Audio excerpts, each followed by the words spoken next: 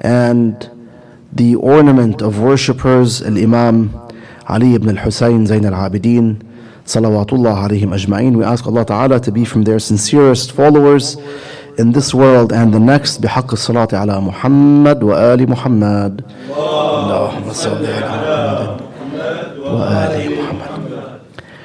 Imam al-Sajjad alayhi salam is narrated to have said, أعطينا ستا وفضلنا بسابع، أعطينا العلم والحلم والسماحة والفصاحة والشجاعة والمحبة في قلوب المؤمنين. Allah subhanahu wa ta'ala is a generous Lord who showers His creations with care.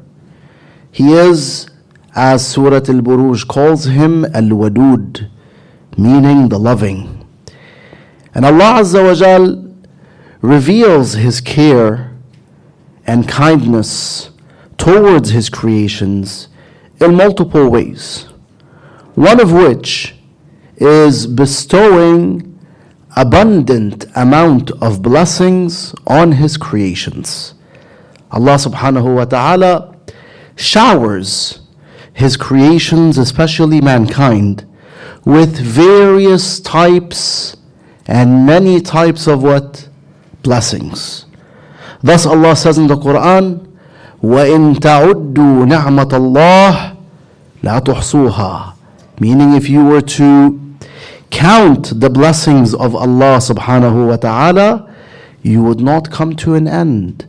His blessings, the blessings that He has bestowed in existence, especially on mankind, are abundant in number. So abundant that we would not be able to come to an end as we count the blessings Allah bestowed upon us. However, what's somewhat sad is that the human being usually focuses on what he does not have in his life.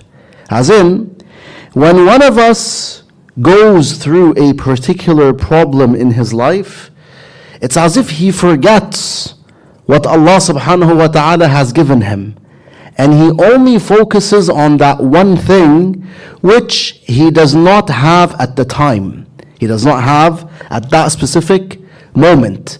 But he forgets that Allah Ta'ala gave him, for example, health, intelligence, senses that work, body parts, family members that care about him, friends. He gave him fitrah, human nature, so on and so forth. He only looks at what?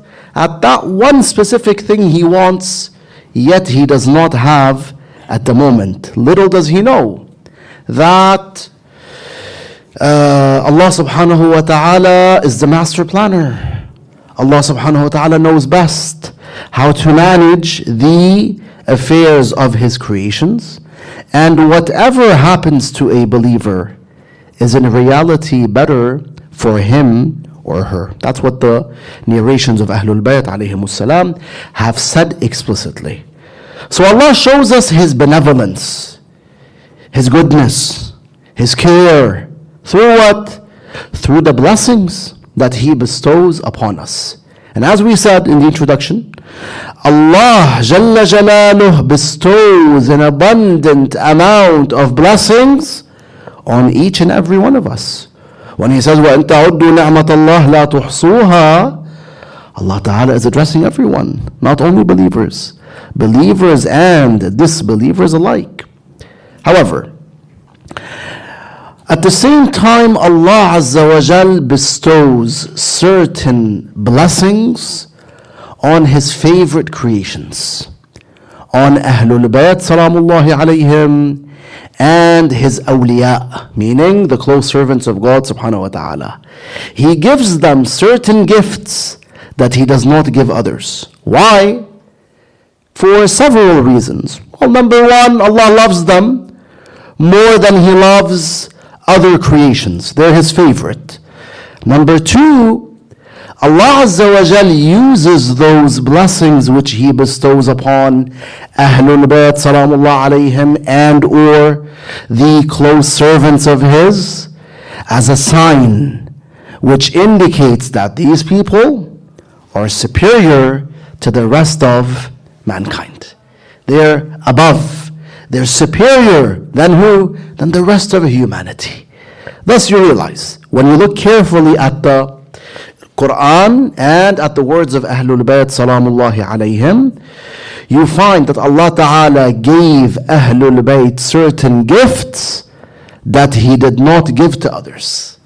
These were signs from Allah Subhanahu wa Ta'ala indicating that Ahlul Bayt had the supreme status in the eyes of God. Their status was completely unique. They were the best and Allah's favorite Subhanahu wa Ta'ala. Hence, our Imam Zainul Abidin Salawatullah alayh, the Imam whose birth anniversary we celebrate tonight, along with the birth anniversary of his father and uncle, Imam al-Husayn and Abu al-Fadl Salawatullah alayhim ajma'een. Imam al-Sajjad alayhi salam said a word on the pulpit of Sham when he was addressing the people of Sham, during the journey of captivity. When he and his aunts and sisters were captivated, they were captured, they were prisoners of war. And the Imam Salamullah alayh sought permission from Yazid la'anahullah to deliver a sermon in Sham, the capital of Banu Umayyah. The majority of those who were present were misguided, as many of you may know. They were misguided. They did not know who Ahlul Bayt were. In fact, they thought Ahlul Bayt were enemies of God subhanahu wa ta'ala. And so Imam Zainul Abidin Salamullahi alayh delivered a fabulous sermon. In it, he introduced himself and his forefathers to who? To those who were present. So he said alayhi salam, "U'atina sittan." We were given six what? 6 blessings from Allah subhanahu wa ta'ala. وَفُضِّلْنَا بِسَبْعٍ. And we were favored for 7 reasons, or due to 7 reasons. أُعْطِينَا الْعِلْمِ. We were given knowledge. وَالْحِلْمِ. And tolerance. وَالسَّمَاحَةِ. And generosity and or leniency. وَالْفَصَاحَةِ. And eloquence or clarity in speech. وَالشَّجَاعَةِ. And courage. وَالْمَحَبَّةَ فِي قُلُوبِ الْمُؤْمِنِينَ. And love, which has been instilled in the hearts of the believers. Tonight, inshallah, we're going to shed light on these 6 gifts that Ahlul Bayt Salamullah alayhim were given. And as we talk about these great gifts and blessings, we're going to present certain stories or words from the 3 infallibles that we mentioned tonight. The 3 infallibles that we commemorate tonight: Al-Imam Al-Husayn, Al-Imam Al-Sajjad, and our master Abu al-Fadl al-Abbas, who had what we call minor infallibility, Asma Sughra, Salawatullah alayhim. We're going to shed light on certain parts of their lives and or words in which these gifts are manifested. Inshallah, we'll do so after a loud salawat ala Muhammad wa ali Muhammad.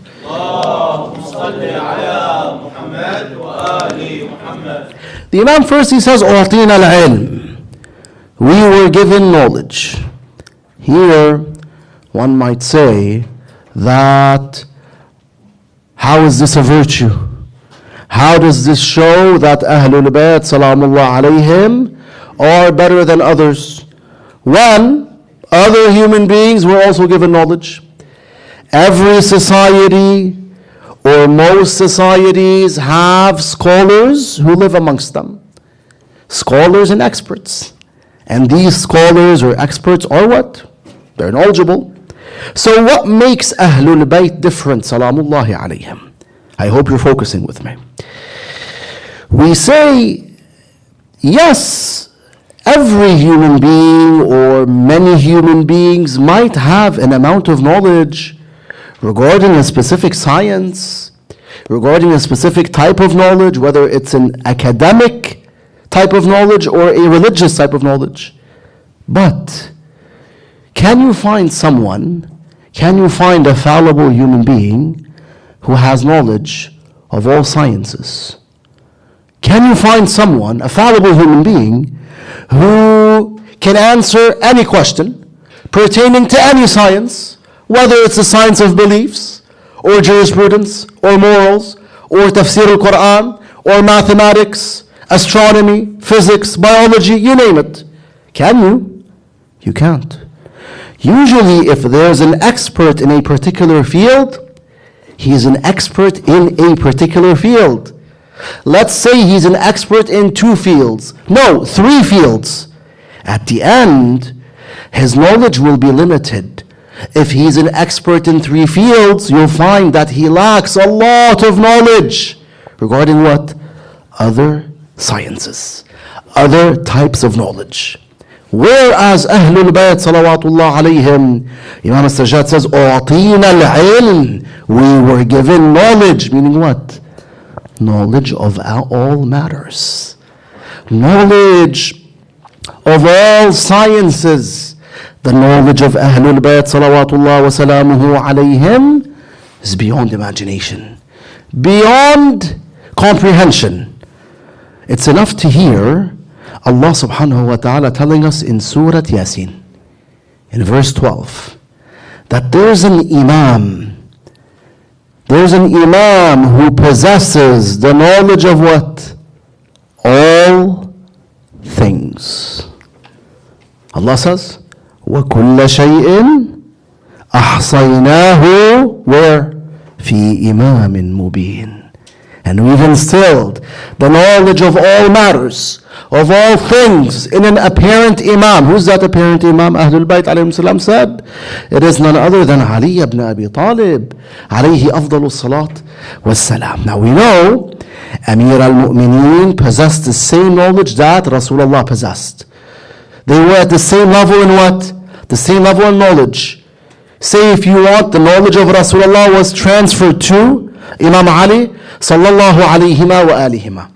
Hence the Prophet said in the famous narration, I am the city of knowledge, and Ali is its gate. وَعَلِيٌّ بَابُهَا فَمَنْ أَرَادَ الْمَدِينَةَ وَالْحِكْمَةَ فَلْيَأْتِهَا مِنْ بَابِهَا. So whoever wants to attain the city and wants wisdom, then let him come to the city from its gate.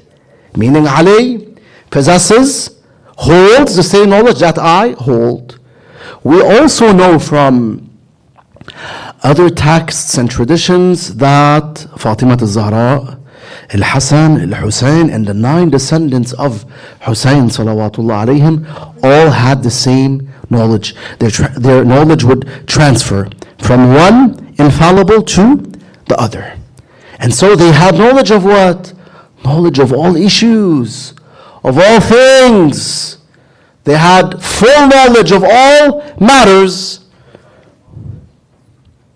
Those were Ahlul Bayt alayhim salam. Hence you find, when you read their words, you find that whatever question they were asked, they always had an answer. And the answer was not only right, but the answer was strong enough to silence the questioner, to silence the person who was asking a question. Even when difficult, complicated questions would be presented to the Imams alayhimussalatu, they would do what? They would provide that person with an answer which would satisfy him and which would silence him. Their knowledge was beyond imagination.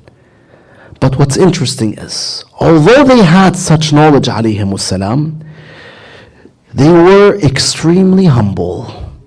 And that's another virtue they had. See, sometimes when a person learns a few pieces, segments of knowledge, you find that he becomes somewhat arrogant. He starts believing that, you know what, I'm better than others because I know what they don't know. Well, Ahlul Bayt alayhimussalam knew what all of us did not know. But they were still very humble, extremely humble. They were not arrogant. Hashahum. Hence the tradition says, as you can find in the book Tarjamat al-Imam al-Husayn alayhi salam for Ibn Asakir. Ibn Asakir was a Sunni scholar, but he mentioned some interesting traditions about Imam al-Husayn alayhi salam.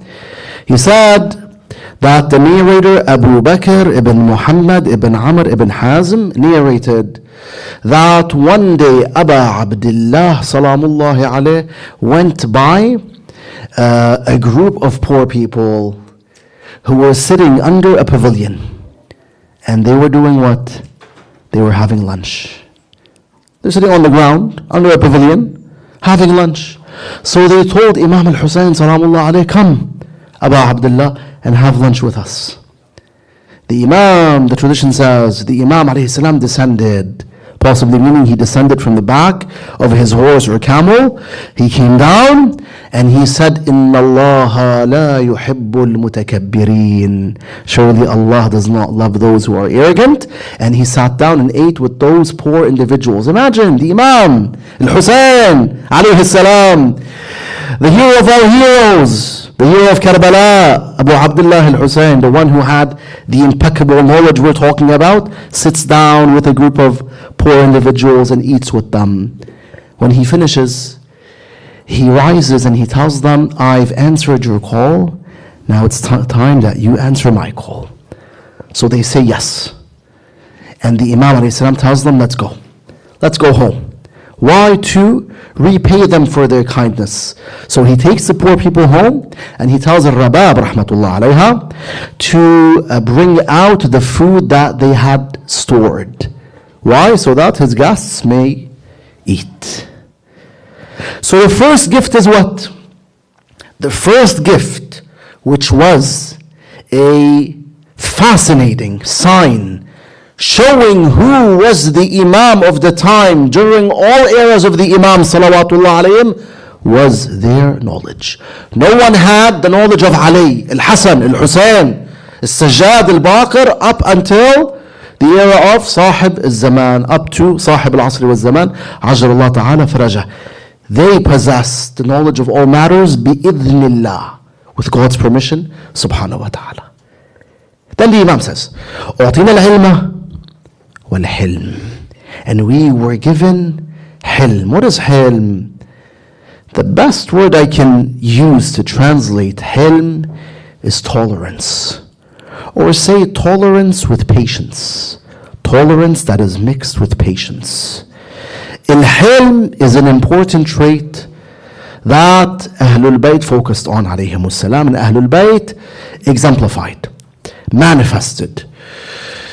The famous scholar of akhlaq, the scholar of morals called Al-Niraqi, rahmatullah alayh, he described, or say he defined, hilm, saying that it's a trait which causes a person to control his anger such that when he faces something that causes people, when he faces a worldly matter that causes people to become angry, he does not become angry quickly. And it's a trait which causes a person to remain stable such that when he faces hardship, he is not affected quickly by that hardship. So hilm gives you what? It gives you endurance. If you're halim, you're a person, you're a human of endurance, of tolerance. Let us go to the warrior Abu al-Fadl alayhi salatu wassalam to see the outstanding hilm that Abu al-Fadl had. As all of you know, Abu al-Fadl Abbas was known for his courage and his power, right? He was so courageous that he literally would not fear attacking a whole army on his own. And he did that on the day of Ashura. He would not fear attacking, facing a whole army by himself. But at the same time, he was powerful. See, sometimes you have people who are courageous, but they're not strong. They're physically weak, but their hearts are strong. Abu al-Fadl had a strong heart and a strong body. He was undefeatable, salamullahi alayh, unbeatable. But even then, you realize that Abu al-Fadl had immense discipline and immense control of himself. Why are we saying this? Because usually when a person is very powerful, his power gets to him and he starts doing things he's not supposed to do. He starts crossing his limits because he feels the power, right? Al-Abbas alayhi salam had outstanding power and outstanding courage. But that did not lead him to sin, God forbid, or to cross any of his limits. Why? Because he also had other good traits. He was extremely disciplined, extremely humble, and submissive to his imams. He had hilm. We can say with full confidence that Abu al-Fadl alayhi salam had impeccable hilm, impeccable tolerance and patience. Let me present to you, let me mention to you an event where that hilm is manifested. We mentioned this event, if you remember, on Ashura, during the night of Ashura, when Imam al-Hasan salawatullah wa salamuhu alayhi was martyred. Imam al-Hussein brought the body of Imam al-Hasan to bury him beside Rasulullah sallallahu alayhi wa alayhi. But Imam al-Hasan knew, and Imam al-Hussein knew, that their enemies will not allow them to bury al-Hasan beside Rasulullah. Hence, Imam al-Hasan told his brother Hussein, Aba Abdullah, when they prevent you from burying me beside Rasulullah sallallahu alayhi wa alayhi, do not shed any blood for my sake. Don't shed even a cup of blood for my sake. So the Imam came, Abu Abdullah al-Hussein, he brought his brother al-Hasan, he brought him to the grave of Rasulullah sallallahu alayhi wa alayhi. This is where Bani Umayyah and the known lady objected. And they said, no, this is not permissible. We don't allow al-Hasan to be buried beside Rasulullah sallallahu alayhi wa alayhi. After that, what happened? The tradition says the enemies began showering the body of Imam al-Hasan with arrows. Imagine this for a second.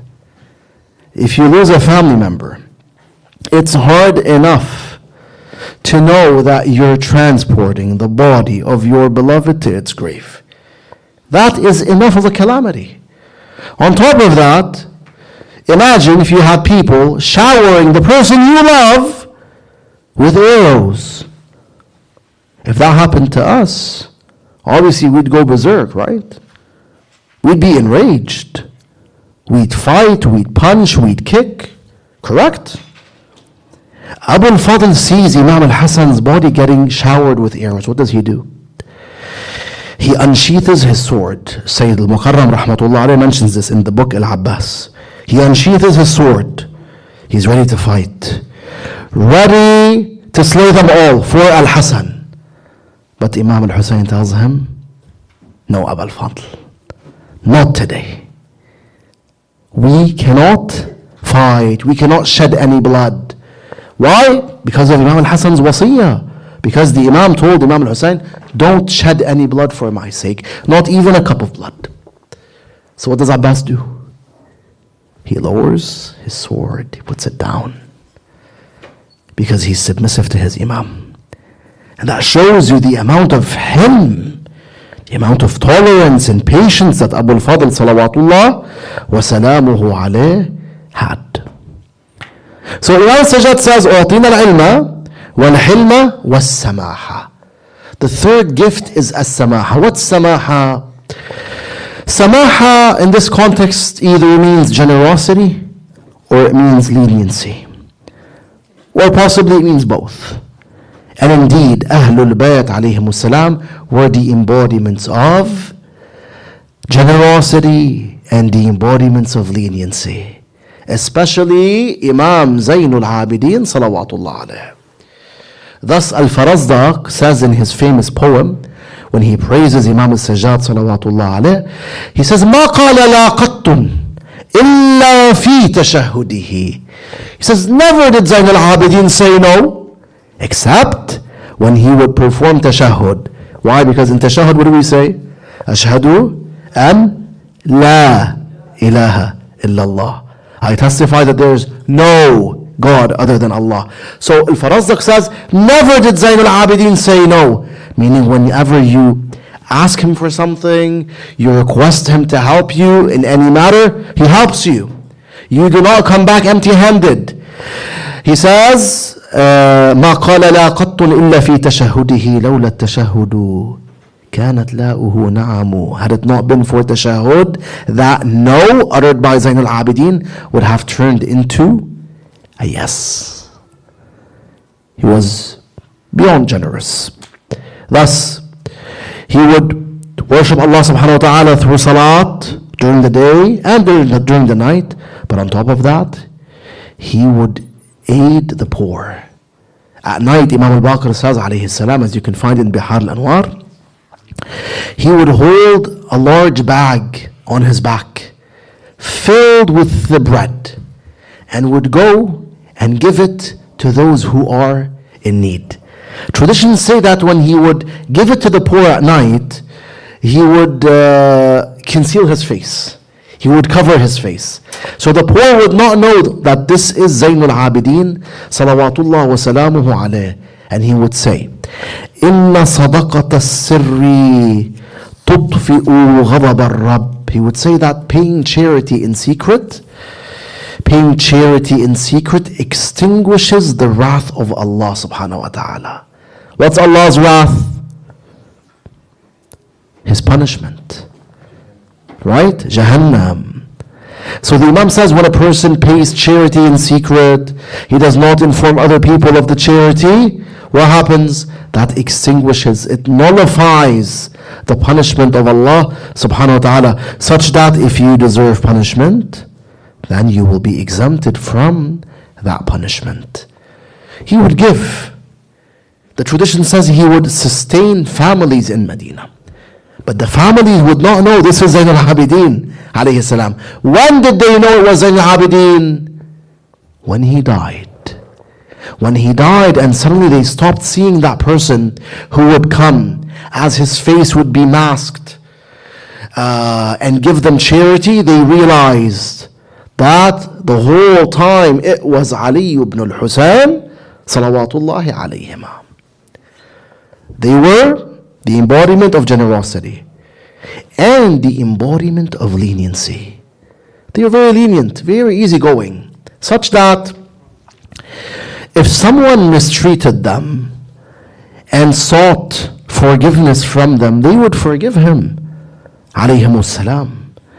They were very easygoing, very forgiving. Yes, they did not forgive their arch enemies. There was a reason or multiple reasons behind this. But as for ordinary human beings who would mistreat Ahlul Bayt alayhimus salam, Ahlul Bayt would forgive them. For example, one day, unfortunately, one of the Imam's cousins, he comes to Zayn al-Abidin alayhi salam and stands beside him and begins swearing at Zayn al-Abidin. The story is a bit disturbing. He begins swearing at the Imam alayhi salam. The Imam alayhi salam hears him and does not respond. When the man finishes and leaves, Zayn al-Abidin salawatullah alayhi addresses his companions, those who were present in the gathering, who were sitting down with him, and he tells them that I want to go to this individual and I want to reply to what he said. And I want you to come with me and hear my reply. So they tell him, yes, we'll come with you. And we wanted you to reply to him, as in we wanted you to reply to him when he was swearing at you. We wanted to hear you saying to him the same as he said to you. And we wanted to reply as well. What did they think? They thought that, Zayn al-Abidin alayhi salam is ready for a dispute, ready for a verbal fight.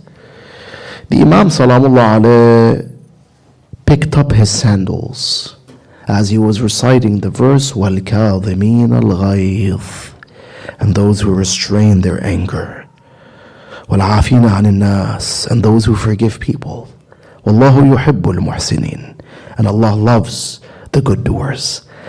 They say when we heard him saying this verse, reciting this verse, we knew that he was not going to have a verbal fight with his cousin. So the Imam alayhi salam went. He walked until he reached the house of his cousin, and he told the people, tell him that Ali ibn al-Husayn alayhima salam is at the door. They say when the man knew that Zayn al-Abidin had arrived, what did he do? He came out, ready to fight. He thought that Zayn al-Abidin had come back for a dispute, so he was ready. He was ready to fight. The Imam told him what? Listen carefully. And keep this story in mind, because we all need it, right? We all get into verbal disputes sometimes with family members or friends or people in society. He told him, Ya akhi, my brother, إنك كنت قد وقفت علي آنفا قلت وقلت. He told him, my brother, a few moments ago you stood beside me and you began talking about me. You said so and so, X, Y, and Z about me. فإن كنت قد قلت ما في فأنا أستغفر الله منه. If you have said what truly lies in me, then may Allah forgive me. What's the Imam saying? He's saying, for example, Ya Fulan, you called me, let's say, a sinner. Astaghfirullah. If I'm truly a sinner, then may Allah Ta'ala forgive me. But then he said, وَإِن كُنْتَ قُلْتَ مَا لَيْسَ فِيَّ فَغَفَرَ اللَّهُ لَكَ. But if you've said something about me which does not lie in me, then may Allah Ta'ala forgive you. Meaning, may Allah forgive you for your accusation. The man at that point regretted his deed. So he kissed Zayn al-Abidin between his eyes, salamullahi alayh, and he told him, no, whatever I said about you was a lie. Those traits are not found in you. Rather, I am more deserving of being described in that manner. Meaning those descriptions that I mentioned, they belong to me, not to you. That's how Zayn al-Abidin alayhi salam, through his leniency, through his lenient character, would change people, would instill mercy in their hearts and make them regret their deeds. Sallu ala Muhammad wa ali Muhammad. Allahumma salli ala Muhammad wa ali Muhammad. The second salawat. Allahumma salli ala Muhammad wa ali Muhammad. A third, loud salawat. Allahumma salli ala Muhammad wa ali Muhammad. So the Imam says, what? أعطينا العلم والحلم والسماحة. What are the three other gifts? He says, والفصاحة. And we were given fasaha. What is fasaha? Fasaha in this context could mean clarity of speech, and it could mean eloquence. And indeed, Ahlul Bayt had both. They were at the top, at the peak of eloquence, and their words were clear. They would speak in clear manners. Salawatullah wa salamuhu alayhim. One great manifestation of their eloquence and the clarity of speech that we're talking about are the sermons of Imam al-Husayn on the day of Ashura. Imagine. We've mentioned this in Ashura, but we'll mention it again. Imam al-Husayn, salawatullah wa salamuhu alayh, he knew that he was going to be killed on the day of Ashura. He and his family members and companions will be killed on that day. Yet he stood and he looked at an army that consisted of no less than 30,000 troops. Imagine seeing their shields, spears, swords, their weapons. If someone was in Imam al-Husayn's shoes, alayhi salam, then it would be normal for him to feel quite scared. But Abu Abdullah al-Husayn alayhi salam was not scared. He was not scared at all.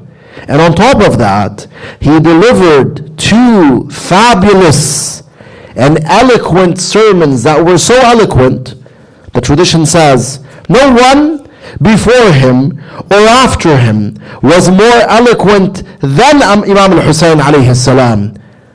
No one was heard delivering a sermon more eloquent than his on the day of Ashura. In those sermons, what do we find Imam al-Hussein doing? Let's shed a bit of light on the contents of the sermons. First of all, you find Imam al-Hussein salawatullah wa salamuhu alayh, you find him doing what? Informing the people of who he is.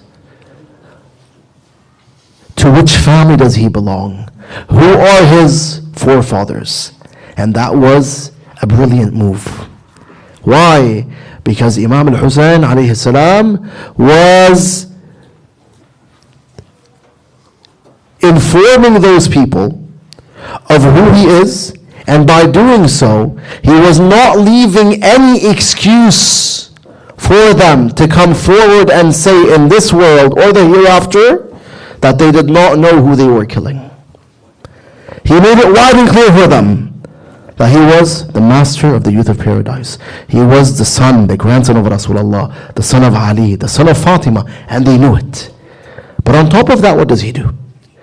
The Imam alayhi salam warns them of ad-dunya. He warns them of the low world. And that is also a brilliant move. Why?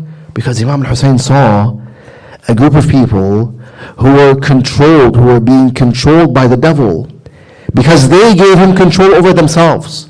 And he saw that the love of the low world, the world which makes you forget Allah subhanahu wa ta'ala, had completely overwhelmed them.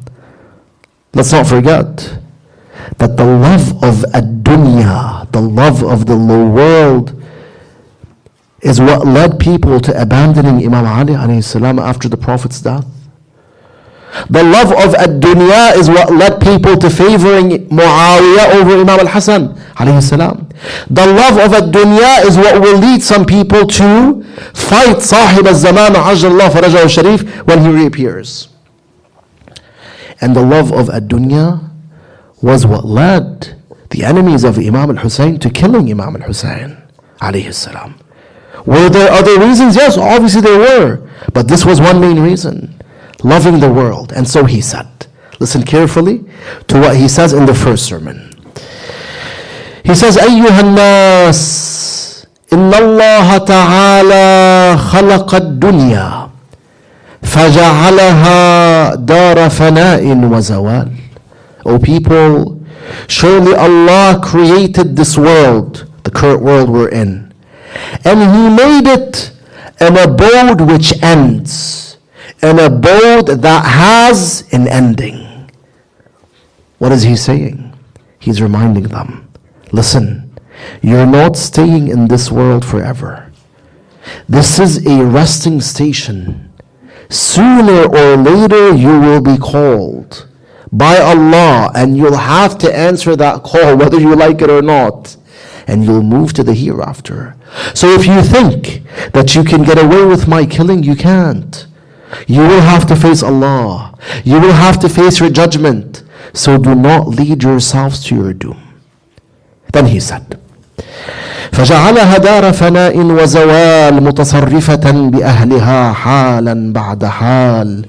He told them this world changes the state of the human being. It makes him change or move from one state to another. This is another reality, another sad reality regarding our current world. It changes. One day you're healthy, the next day you're sick. One day you're wealthy, you have a fortune in the bank. The next day you're poor. You're very poor. You're bankrupt. One day you are respected by people. The next day people insult you. Think of Imam Ali alayhi salam on the day of Ghadir. Over 100,000 people pledge allegiance to him. Some tell him, congratulations, congratulations, O Ali, you have become my master and the master of all male and female believers.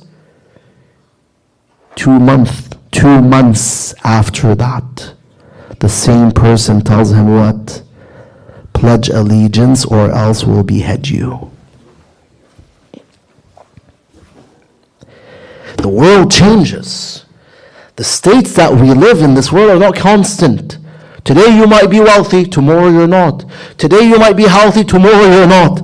So the Imam is telling them, listen, a world in which your state changes quickly does not deserve to be favored over the hereafter. Whereas the state of the human being in the abode of peace is constant. In the abode of peace, there's what? Eternal peace, eternal health, eternal mercy, eternal happiness, eternal spiritual balance. Then he says, فَالْمَغْرُورُ مَنْ غَرَّتْهُ وَالشَّقِيُّ مَنْ فَتَنَتْهُ. He tells them, the one who is fooled by this world is truly the one who is fooled. As in, sometimes you might take advantage of certain people who are gullible, and you fool them. You lead them into a trap, right? Imam al-Hussein says these people are not the people who are truly fooled. Who are the people who are truly fooled?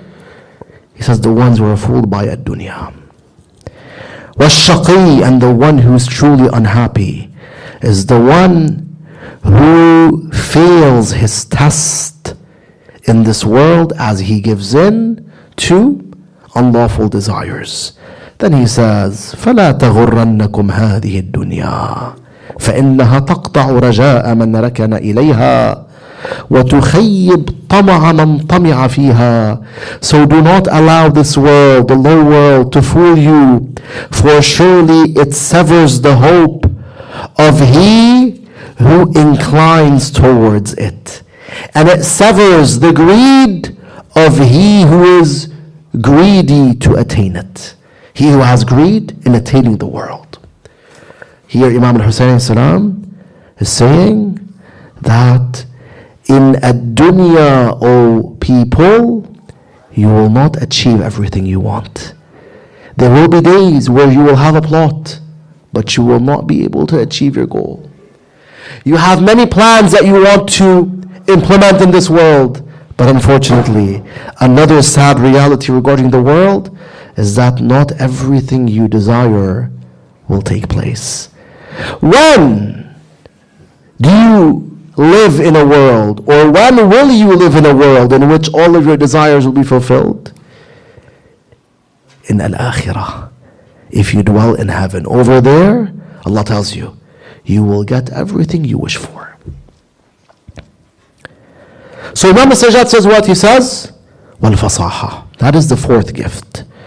Then he says, وَالشَّجَاعَةِ وَالْمَحَبَّةَ فِي قُلُوبِ الْمُؤْمِنِينَ. Let me try to quickly touch upon these two gifts because our time is almost up. Sallu ala Muhammad wa ali Muhammad.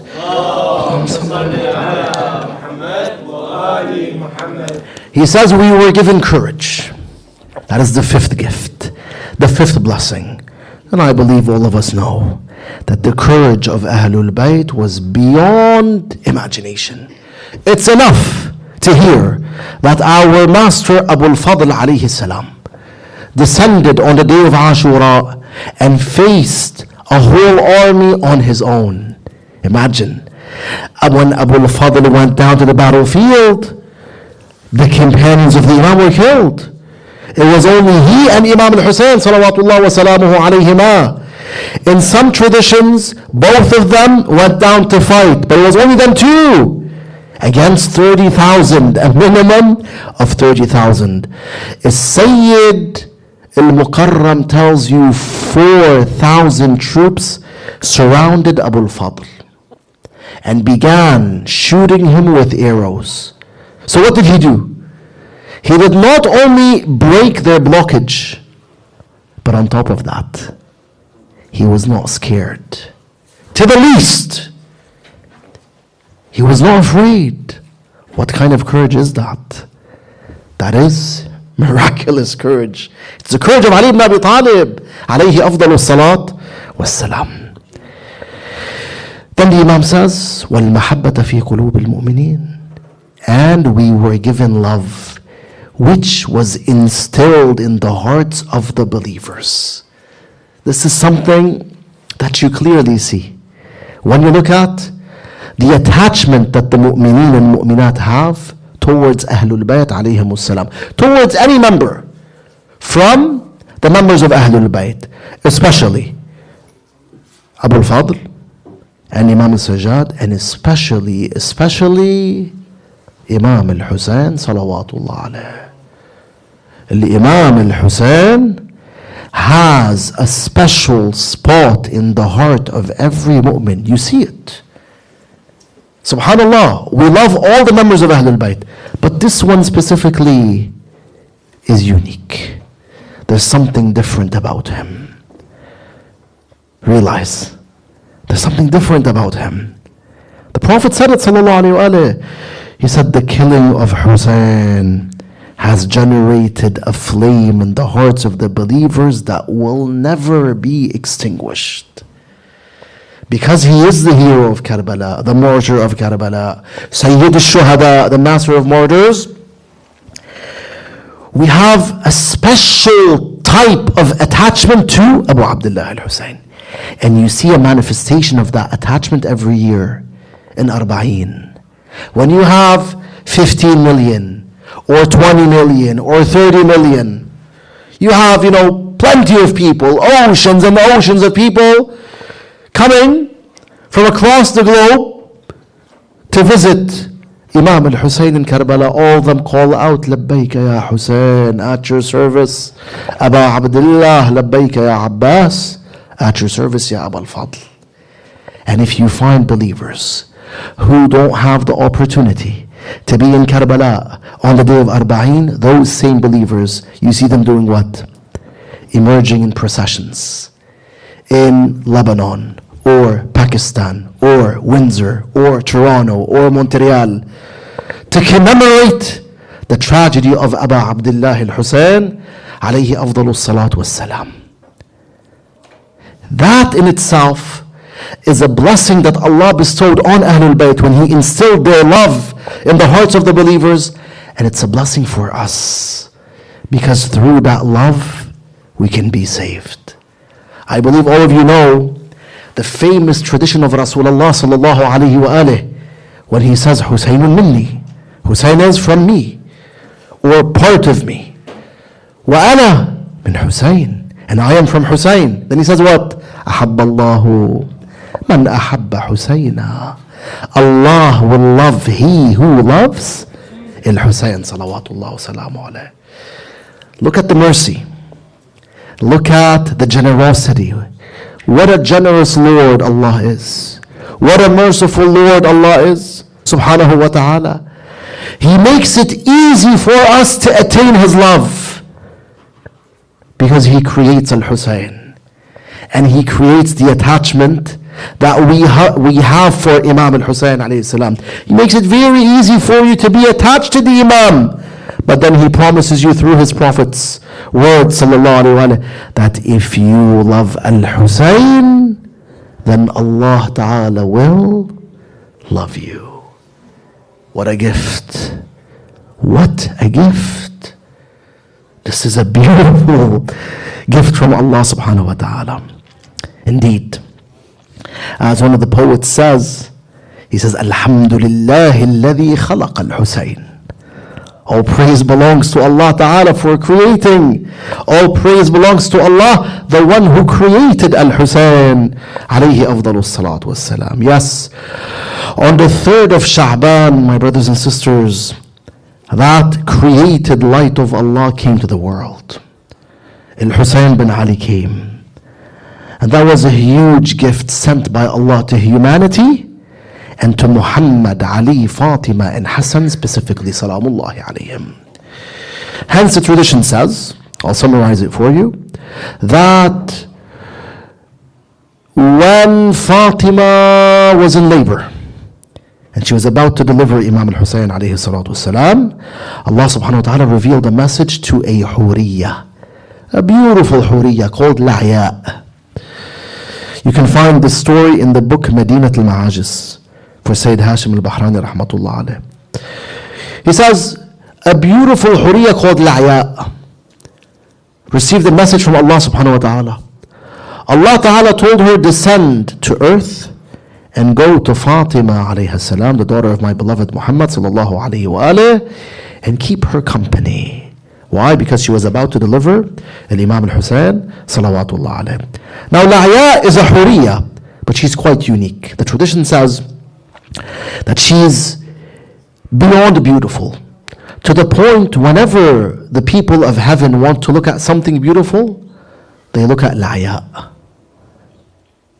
So they, put the castles aside. They leave the castles, they leave the rivers, the beautiful trees, and they look at who? At La'ya. From the tradition, you understand that this is not a lustful look. Rather, it's a look of fascination. They're fascinated by her beauty. Allah tells her to go down to Fatima salamullahi alayha, in honor of who? In honor of Imam al-Hussein alayhi afdalu salatu wassalam. And he reveals a message to Ridwan, the guardian of heaven. He tells him, beautify heaven and decorate it in honor of a newborn who will come into dunya. Shortly he will come into ad-dunya. Allah Ta'ala reveals a message to his angels, telling them, stand in lines and perform tasbih, glorify me, praise me. And he sends a message to Jabra'il, Mikail, and Israfil, who are amongst the top angels, alayhimus salam, telling them, descend to earth with a kandil. What's a kandil? Ibn Abbas says a kandil is 1,000,000 angels. Go down to earth with 1,000,000 angels. Why? So they can congratulate Rasulullah sallallahu alayhi wa alayhi. So La'ya descends. She comes to Sayyidah Zahra salamullah alayha. She tells her, how are you, O daughter of Muhammad sallallahu alayhi wa alayhi. Zahra tells her, I am well. And then she feels shy. Why? Because the tradition says that she wanted to provide La'ya with a cushion or a chair, something to sit on, but apparently she was unable to do so, or there was nothing she could give to La'ya. All of a sudden, a second huriyya descends with clothing or a carpet from the clothing or carpets of heaven, and she places it on the ground for La'ya. There's a message here. What's the message? Allah subhanahu wa ta'ala is telling Fatima Zahra, Ya Fatima, there's no need to trouble yourself. Al-Hur will serve you today. Then Zahra salamullahi alayha delivers Imam al-Hussein. Sallu ala Muhammad wa ali Muhammad. Allahumma salli ala Muhammad wa ali Muhammad. La'ya takes our beloved Imam. She kisses him and she cuts the umbilical cord. And she prays for the Imam, saying, may Allah bless you, O newborn, and bless your parents. And she kisses him between his eyes. Jabra'il alayhi salam comes to Rasulullah with what? Al-Qandil, with the 1,000,000 angels. The angels, they congratulate Jabra'il. And Jabra'il congratulates the Prophet sallallahu alayhi wa alayhi for 7 days and 7 nights. He congratulates the Prophet sallallahu alayhi wa alayhi. On the 7th day, or after the 7th day, Jabra'il tells the Prophet, Ya Rasulullah, bring us your son so we may see him. So the Prophet goes to Fatima alayhi salam, and he brings Imam al-Hussein to Jabra'il.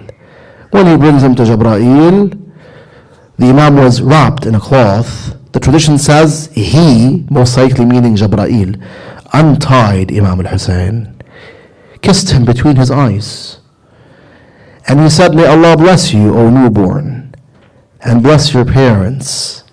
Then he said, Ya Sari'a Karbala, O he who will lie on the plains of Karbala. Jibreel began crying, Rasulullah began crying, and the angels alayhimus salam began crying. Then Jibreel told Rasulullah sallallahu alayhi wa sallam, Ya Rasulullah, convey my salam to Fatima and tell her to name him Al-Husayn, because Allah subhanahu wa ta'ala has chosen his name for him. He has chosen the name Husayn for him. And he was named Al-Husayn, the tradition says, because no one had a face more beautiful than him during his era. Salawatullah alayhi. Jibreel, the Prophet tells him, Jibreel, you are congratulating me and you're crying. The Prophet knows. But the Prophet asks Jibreel that question so we may hear the answer. He tells him, you're congratulating me from one point, and from the other point you're crying. So Jibreel tells him, yes, Ya Rasulullah. May Allah subhanahu wa ta'ala greatly reward you. May Allah reward you for the killing of this newborn. He will be killed in Karbala. Yes. He was mourned on the day of his birth. Salawatullah wa salamuhu alayh. We ask Allah subhanahu wa ta'ala to make us from his sincerest followers and supporters. Allahumma rzuqna زيارة الحسين في الدنيا وشفاعته في الآخرة. اللهم اجعلنا في سفينة الحسين والعباس والسجاد صلوات الله وسلامه عليهم ولا تخرجنا منها أبدا. والحمد لله رب العالمين وصلى الله على المصطفى محمد وآله الطاهرين. اللهم صل على محمد وآل محمد. أحسن الله إليكم إن شاء الله.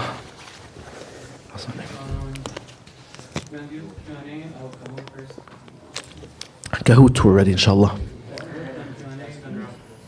Okay. Do we have any questions before we start with the Kahoot? No questions?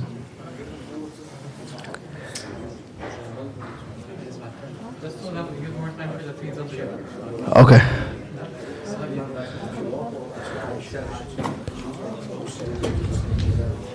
All right, we're going to have a game of Kahoot. We also have pizza on the way, so please don't leave before you get your slices of pizza.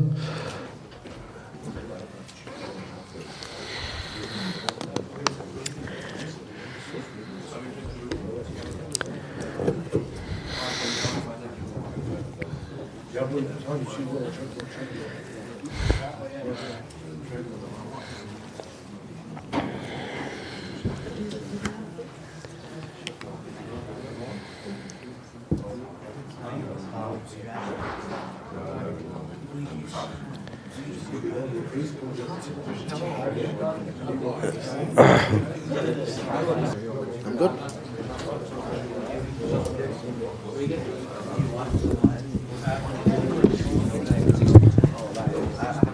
Are you going to be standing or sitting down? Standing?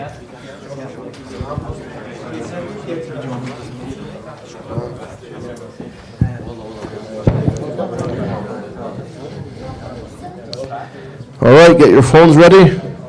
We're going to start the Kahoot, inshallah.